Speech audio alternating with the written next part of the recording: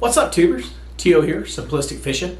Wanted to give you an update tonight. I don't have time for a complete lake breakdown because this one is a giant one, but Lake Murray, South Carolina. I had a lot of requests for this lake to do a breakdown. I dove into it. It felt like a year to break this thing down. It's so massive. But I want to share with you guys what we did out there on Lake Murray, show you guys the different sections that we did, the different kinds of stuff that we uncovered. Man, this one's really, really cool. Let's go check it out. Bye now.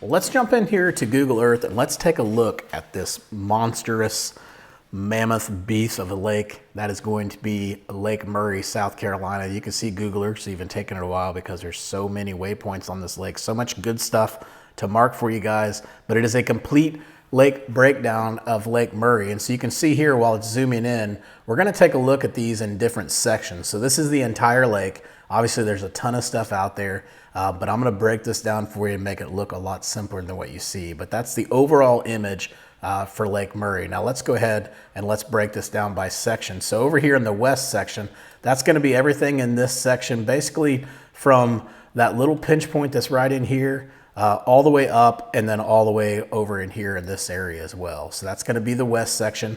Then we've got the Midwest section. That's a giant section that's right in here. So you can see all the different stuff in here. Then we've got the Murray midsection. That's going to be between like Deer Island and I'd say west of the sailing club that's up there. It's going to be that whole area right in there. And then finally we've got the east section as well. So let's just break this down for you real quick. I'm not going to go through every single waypoint on here because we'd be here for probably a few months talking about Lake Murray, but I do want to point out some cool stuff that's out here. So I'll just show you over here on the left-hand side. You can see how we have this broken down. Now, how do we break the lake down? We actually use the history bar up here at the top to draw the lake back down when the water was the lowest. And I believe on this one, it was like 2017 or 2019.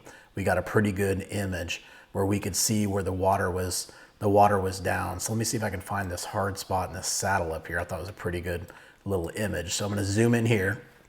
You can see here we have everything marked. We've got the rocky spots, the riprap, the slabs that are out there. Now some of this stuff you can't really tell, right? It's kind of hard to tell. You're like, how do you know that's a hard spot by this image? Well, I can tell because when I draw the water back down, that was a really good image right there, 2018. And I zoom in really close, that's not just rock, but that's a really hard spot. You can see the different ridges from the rocky spots all down here. And you guys know that a point with a rocky spot is a pretty good place to fish. So we've got all of that stuff marked. We've got saddles marked. If you could look over here on the left-hand side, we've got channels and ditches. So the channels and ditches on the east side, I don't think there's too many. There's a few that are up in here, but you see these green tracks. Well, what they do is they basically mark where the creek channels are. So if you zoomed into that really closely, you would see that we've got the channel marked where the actual channel is on that creek channel. And this one actually comes out a little bit further. You can see that one, but we've got other ones that are over here too. And these are all marked just because when we got the lake, when we got the image just right, we were able to see exactly where that ditch, where that creek channel was. So it makes it really good, really helpful when you're out there on the water. You got the chip in there and you can see where those creek channels and those ditches are. Also lots of different cover that's out here. Again, we saw the saddle earlier. There's another saddle that's right there. We've got underwater trees, we've got laydowns, we've got debris. There's places where we found tires, brush, all kinds of good stuff. We've got all of that out there. We've also got offshore hotspots that are out here. Now you can't see this offshore stuff from here. You can see the hard spots that are out there. So we made those offshore hotspots, but all the other ones that are out there, we actually imported those in from the Navionics Mobile Lab. So what we did is we went out to the Navionics Mobile Lab and we marked all of the different contour areas, the high percentage areas based on the contours of the lake, and we marked those, and then we brought those into Google Earth. So you can see when I double clicked it, it took us back up to 2024. That's when we did the lake. And then you can see here all the different offshore hotspots that we have out there. So if you took these spots and you imported them into Navionics Mobile App, or if you imported them into your graph, you would immediately, it would pop to you to say, oh, now I see why that's an offshore hotspot. That's a ledge, or that's a hump, or that's that's a drop off, or, you know, all kinds of different stuff that could be out there. There's particular types of points, all that good stuff. So they're all different offshore hotspots that you'll want to go check out. And then again, we've got all the ramps and slabs that are marked. You guys out in South Carolina probably haven't heard me talk too much. You're probably like, who is this guy? But here in Texas, I love to run the boat ramp pattern, right? There's a boat ramp pattern in the spring you can run with wobble heads and shaky heads, and you can tear them up. And this would be a really good lake to be able to do that at, because you have tons and tons of ramps and slabs.